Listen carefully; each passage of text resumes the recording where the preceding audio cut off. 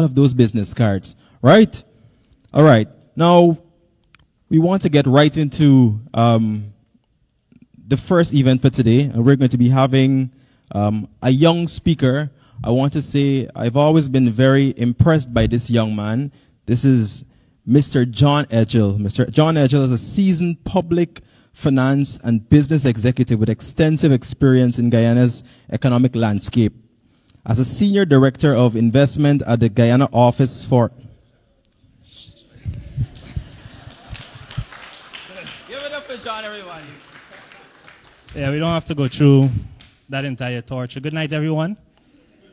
Good evening, everyone. All right, before I get into the topic of my presentation, because I cut Kiyomo, so you may not even know what I have to speak about. The topic is investments and exports for youth and SMEs. Before I get into all of that, I have a few disclaimers. The first one is I was given 20 minutes to speak, but Matthew is my very close and personal friend, so none of you could take the mic away from me. The second one is Matthew told me to wear jeans, and then I came and saw him in a very nice lilac suit. So I think he did that so he could outdress me. The third one is I don't work at the Small Business Bureau. I no longer have any association with that particular agency, so if you see me after the event, don't ask me how you can get a grant. And the fourth and final disclaimer is, you heard the last name. Yes, there is a relation, but no, I can't set a link.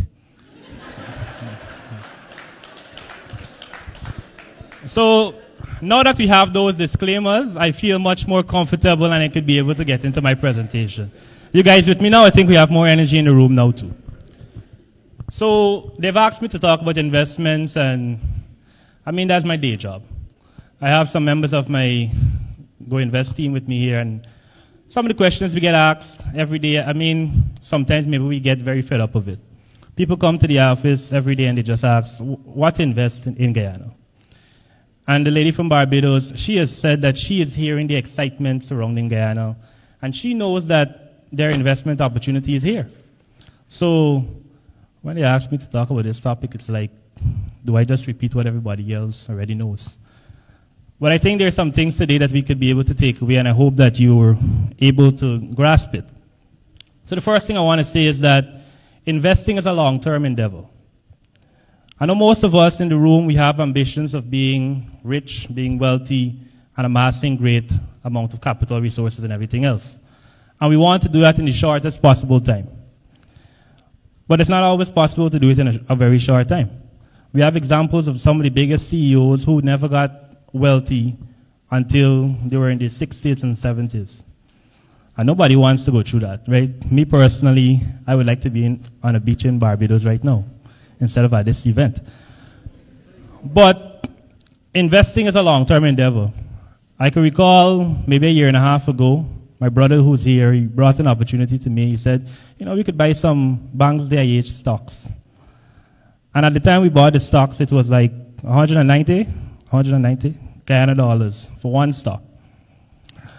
When I was preparing maybe half an hour ago, I went on the Guyana Stock Exchange website to check to see what's the worth of one of those stocks right now.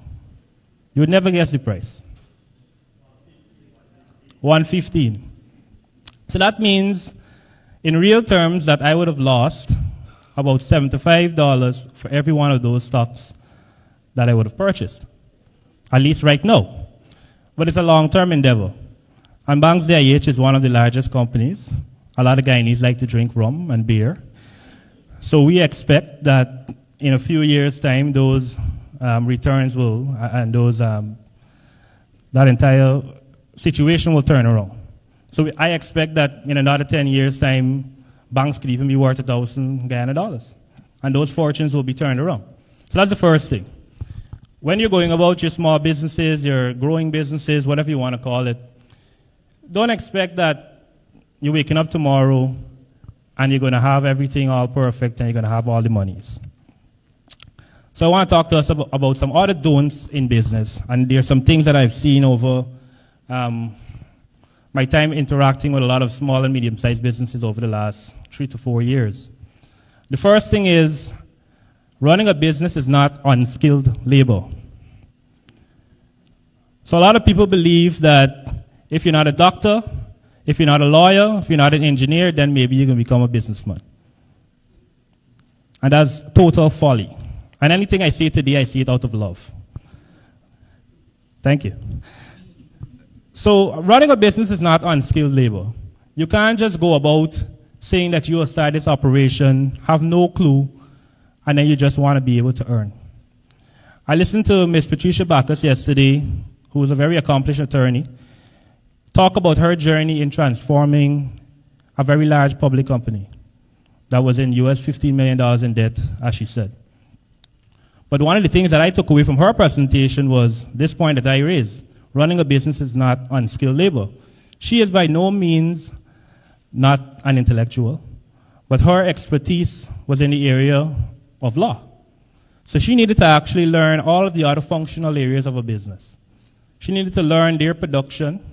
She needed to learn their entire operations, their financing. And many times, most of us say, I don't like numbers, or I don't like this part. So you can't be a small business doing pepper sauce, for example, and all you want to do is make the pepper sauce and sell it. You have no idea how the numbers work. You have no idea how distribution channels work and everything else. Running a business is not unskilled labor. Point number one. I want to ask a question that might offend some of you. How many of you know that this year we had the first $1 trillion budget? Raise your hands. Virtually everyone. How many of you read the budget? Virtually no one.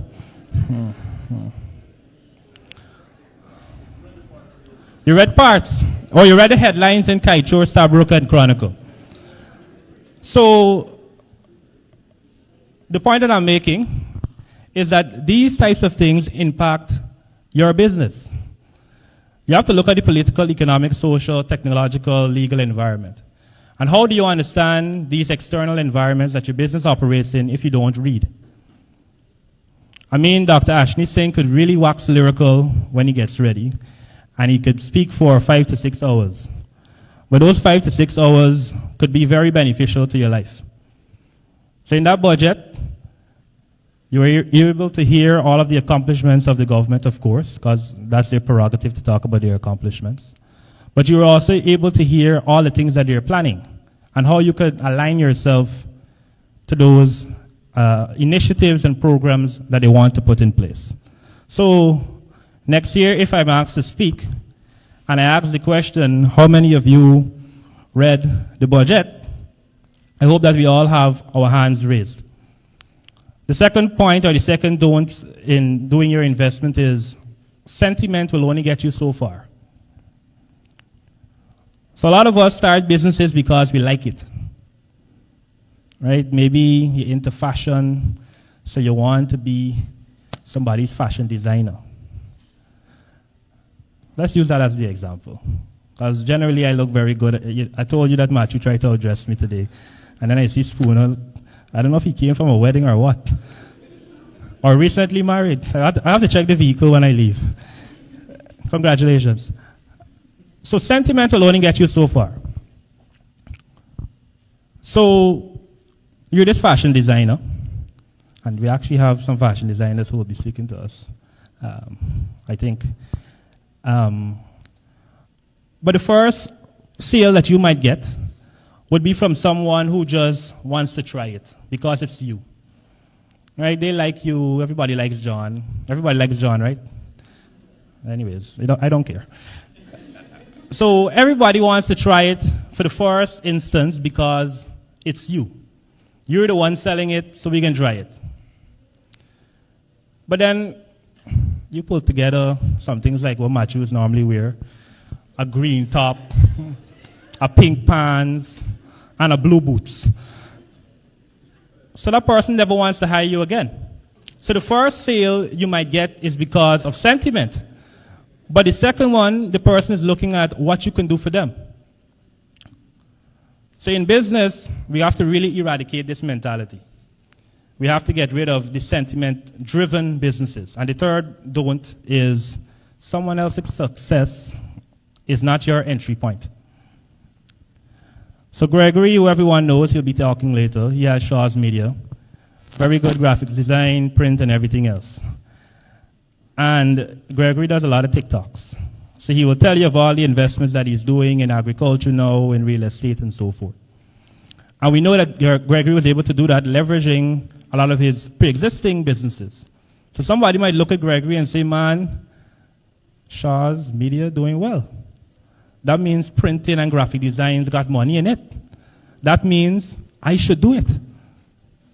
And too many of us have that type of perspective. I always remember this story. It was a cabinet outreach in Region 10 a few years ago. And I was asked to meet with all the small business persons who are interested in getting grants. Again, disclaimer, I no longer have any association. And I met with 3 women in a row, all from Kokwani, who said to me, yes, I need this money. I have a business. So I asked them, what business you have? Bear in mind, Kokwani is not a very big place either, and they're like 2 streets apart. The first one said, I got dry goods.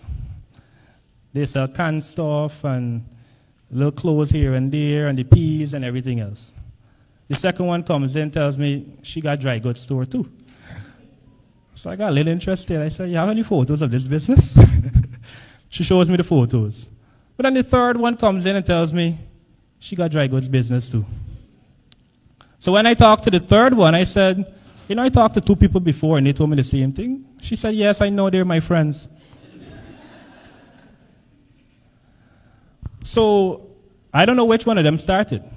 But afterwards I called them into the room. I told them, what you're doing really makes no sense. I mean, it's tough love, but one of them could be the one who is doing the delivery for the store. The other one could actually be the one running the operation. The other one could be the one who does it outside of Kokwani and takes it into Linden or something. So a lot of times we are hurting ourselves by making the market more concentrated. Guyana is a country of 800,000 people. We'll know the true number when we have the census, whenever that comes out. So if we try to sell just to these people around us, and all of us doing the same business, we want to become a print and graphic design business because we know Gregory. Disclaimer number 5. No playing of anything on your phone when I'm speaking. That's a joke. Don't take it to heart. So, the first one is sentiment. Running a business is not skill labor. That's how I know you're not listening. Sentiment will only get you so far, and someone else's success is not your entry point. So let me get into some of the investment opportunities that I have to talk about every day because that's what they pay me to do. I'll talk about just a few of the sectors. Can't get into every one of the regions and everything tonight, but if we have time during the mix, I'll get into some of those in specific nature. Tourism is one of the pre-existing sectors in our country. It has been around for a long time, and we're considered to be an ecotourism paradise. We know right now we have several hotels under construction, maybe 8 or 9 internationally branded ones, and we're becoming a MICE tourism destination. And not like a literal MICE, the meetings, incentives, conferences, events, destination of the Caribbean. We'll host a bunch of events throughout the course of the year. So now it's about how you as a small business can find your way into those types of operations. I'll use Region 2 because that's a region I like. We have 3 hotels under construction right now. But if you go to Region 2 and you're to stay at Jaigabin Hotel and you want to get something to eat at 9 o'clock, there's virtually nothing or nowhere for you to go to get something to eat. Maybe 2 years ago when I spoke at the Business Development Forum, I said that there was no fine dining restaurant in Region 2. Now they have their first fine dining restaurant. But these are things that are gaps and opportunities that present itself all across our country. I'm just using one region as an example. If the first person is to start a late night, all night, early morning cafe as well in Region 2, that is an immediate opportunity for you. People always say, there are places to go in Guyana. Everywhere you go, you have to drink. and there are no family-oriented activities that you can do. But then when you go to New York, the first place you go is bowling. And it has a pizzeria and everything else. Why haven't a few of our persons come to the fore and say they want to do it? When you go to Jamaica, you'll have somebody bathe you in mud. Most of the women will do that. But why can't someone who is in Guyana in Region 10 at one of the Blue Water Creeks or one of the Caracara Creek or one of those creeks do the same thing, the riff rafting and everything else? So the opportunities are there, the gaps are there. It's just, what are you going to do about it? And I don't want to be too exhaustive on any one sector, but just looking at every one of our regions, you can be able to dissect and see where things are going.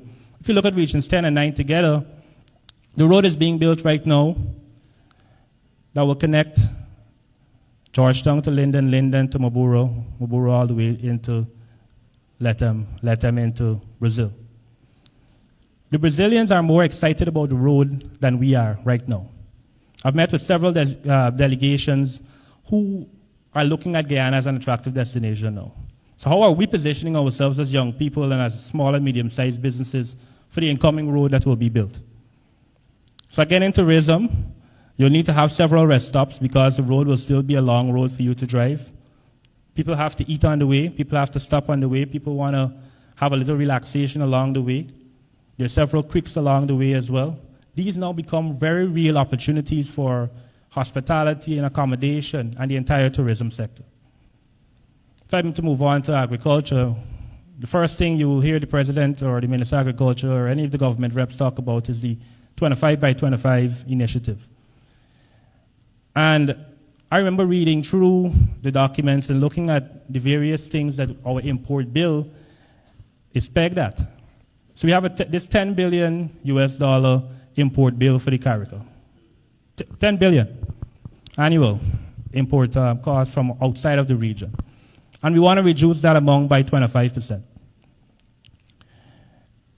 When you look at it now, you will see that dairy and dairy products was one of the highest value of imports at about $1 billion every year. Now we have several companies, larger ones albeit, who have now invested in dairy and dairy farms. We have DDL, who has now opened another company called Demerara Dairy Inc., Amaya Milk Farm, Dabi's Variety, who has another packaging plant as well.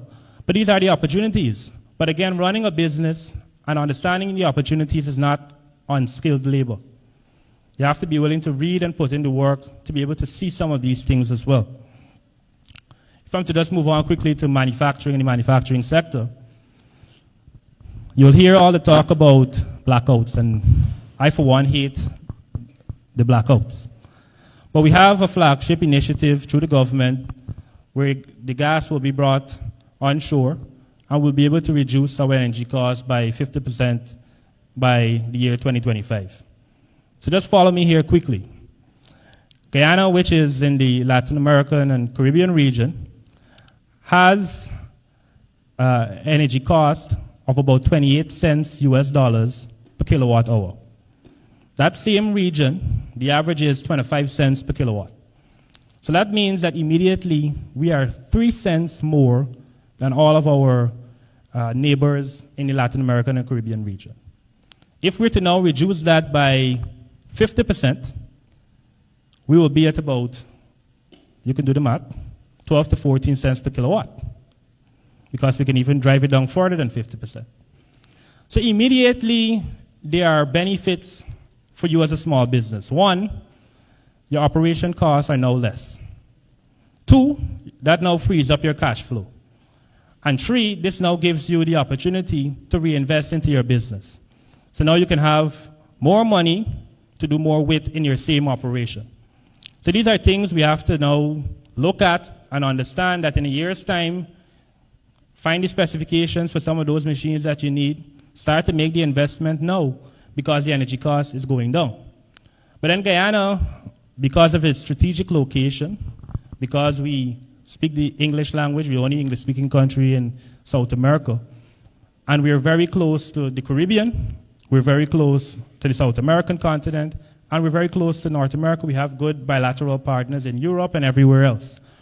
We have to now be able to leverage all of those things to make the manufacturing sector, the agricultural sector, the tourism sector work and work very well. I'll just give a few words on exports because that's another part of the presentation and maybe should have been an isolated part of the presentation. But our export potential will link to all of those particular sectors. I've talked about the 25 by 25 initiative. The Caribbean community has about 19.5 million people. I mentioned Guyana has a population of under 1 million. So our real target market and the way that we can be profitable as small and medium-sized businesses is actually looking to our immediate neighbors. We have also partners in Brazil, like I've mentioned. 10 million people living just in northern Brazil. Brazil has a population size of 216 million people. I heard some wows in the crowd. So now your market is not just the Guyanese people, some of them who you might abuse on Facebook or don't like you.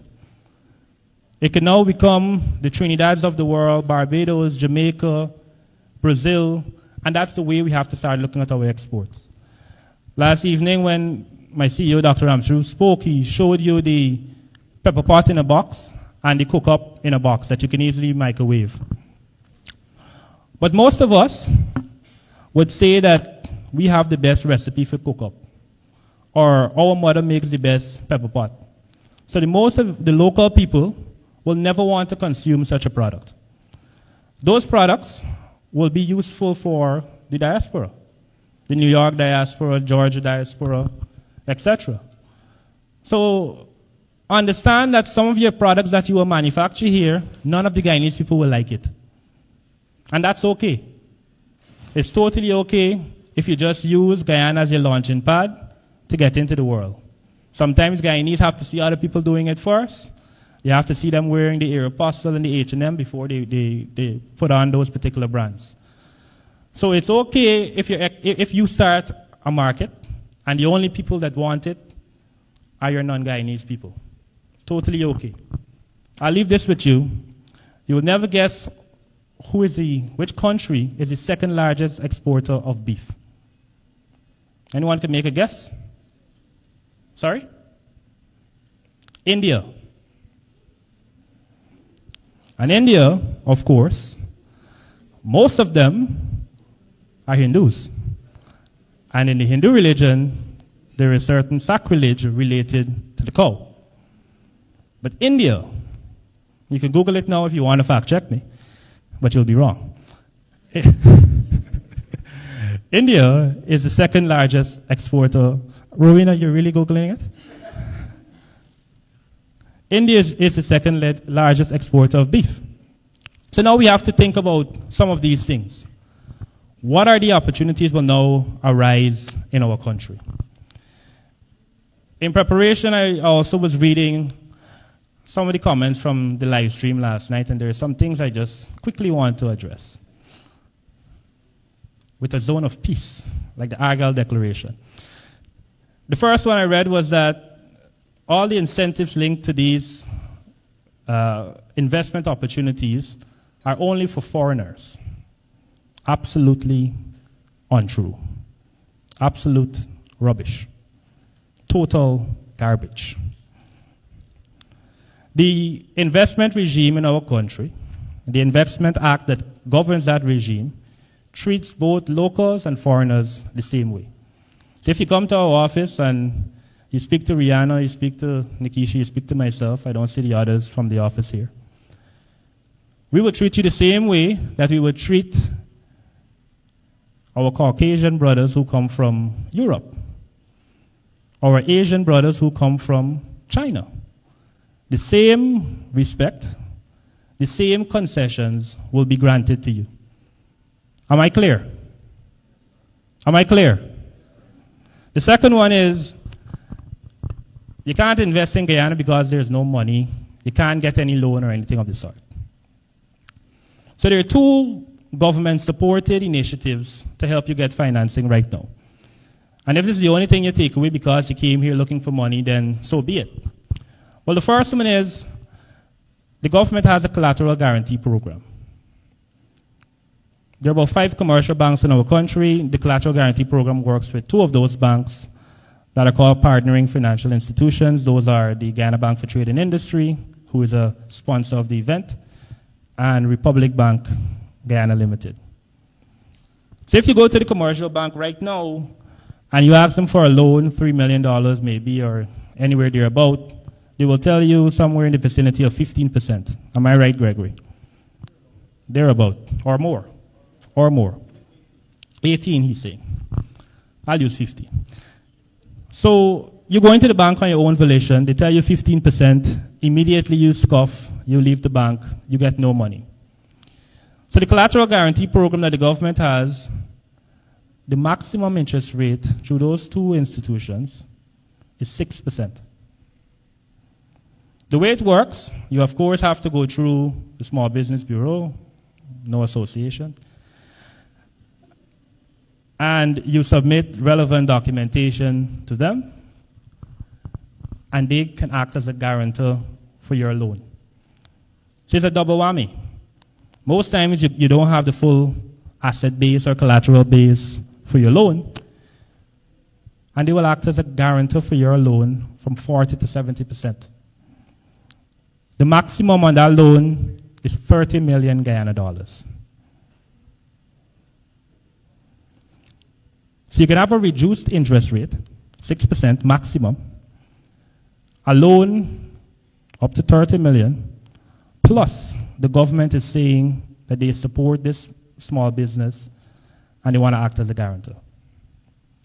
I thought I would hear some applause.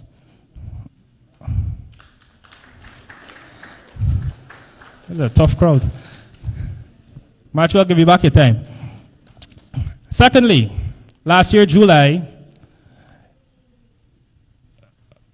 the Ministry of Tourism, through the same agency, would have signed a $100 million agreement with an institution, a microfinance institution called the Small Business Development Finance Trust. So that agency now will act as a window for small loans as well. They have their own regulations and so forth, but they offer loans at a maximum of 8%. So those are 2 different facilities that you can be able to now access on the 10%. So the small business people in the room who I hear all the time, the reason my business is not growing is because I don't have the money to grow it, I think the excuses should be put to rest. In closing, and I should have done this from the start, Matthew, I want to commend you on this very, very good initiative. Let's give it a good round of applause for Matthew.